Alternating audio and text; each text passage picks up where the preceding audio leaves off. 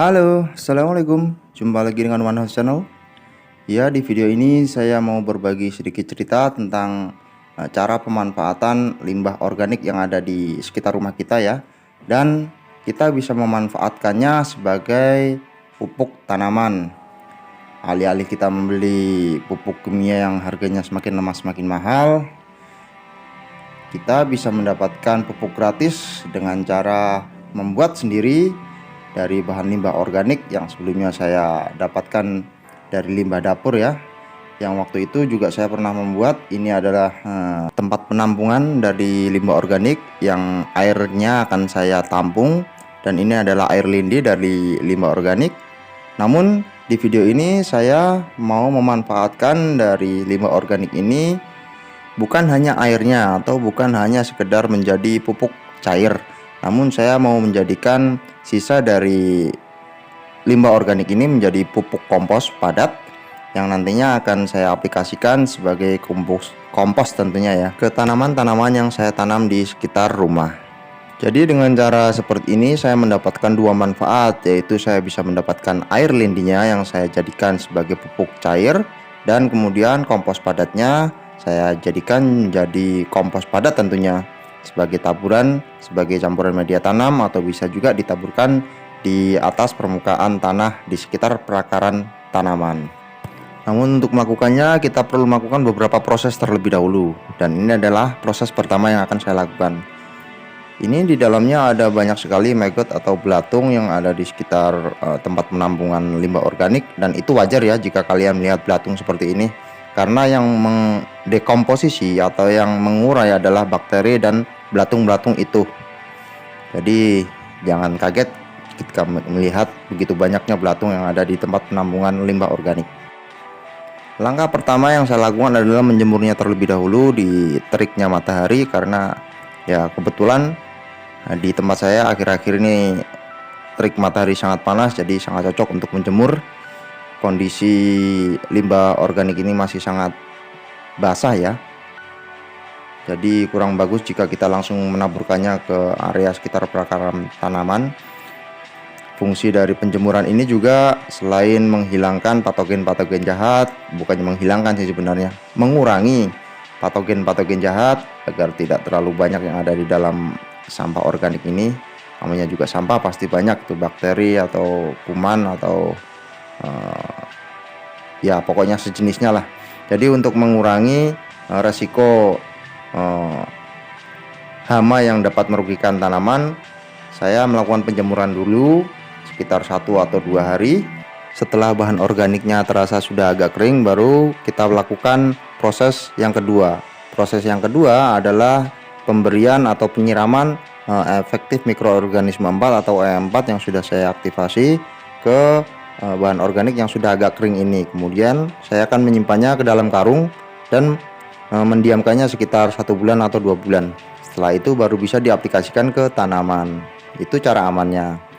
Dan untuk sekedar info saja, ketika melakukan penjemuran agak jauhkan dari lokasi rumah ya, karena untuk tempat penampungan yang pertama ini saya murni menggunakan bahan organik alias tidak menggunakan bantuan dari E4 ya. Jadi aromanya memang aroma benar-benar sampah, lumayan bau lah.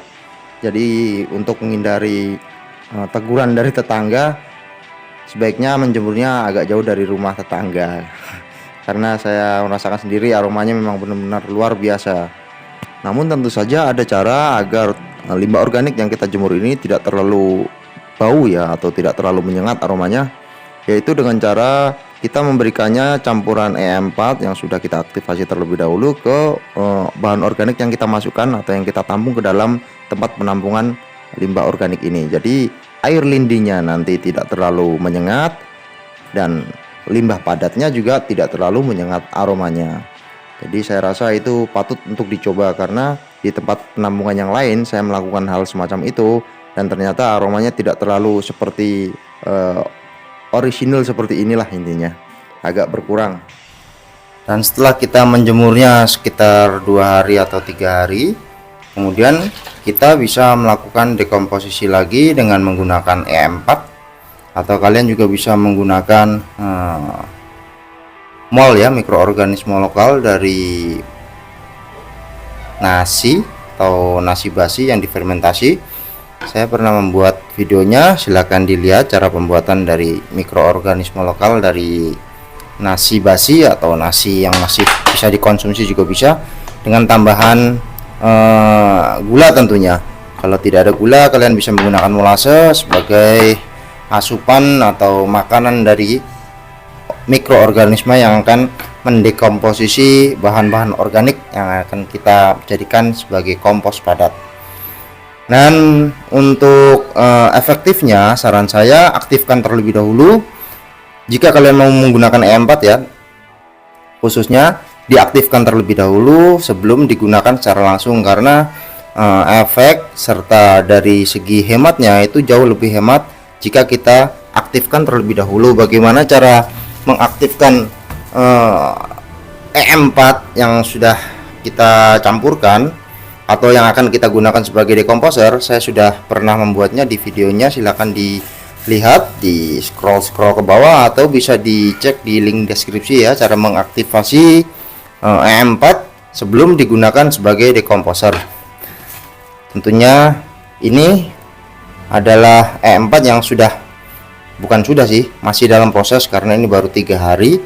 Kemungkinan nanti setelah 5 hari baru bisa digunakan. Ini sedang saya aktifkan, namun baru berjalan 3 hari. Nanti kalau sudah 5 hari baru saya aplikasikan untuk penyiraman dari sampah organik yang tadi saya jemur, sehingga nanti bisa dimasukkan ke dalam karung dan didiamkan sekitar 1 bulan atau 2 bulan. Nanti setelah terdekomposisi dan agak kering, baru bisa kita gunakan ke lahan tanaman kita atau di sekitar area tanaman kita. Baiklah, saya rasa cukup sekian informasi dari saya, semoga bermanfaat. Sampai jumpa di video selanjutnya. Assalamualaikum warahmatullahi wabarakatuh. Ciao.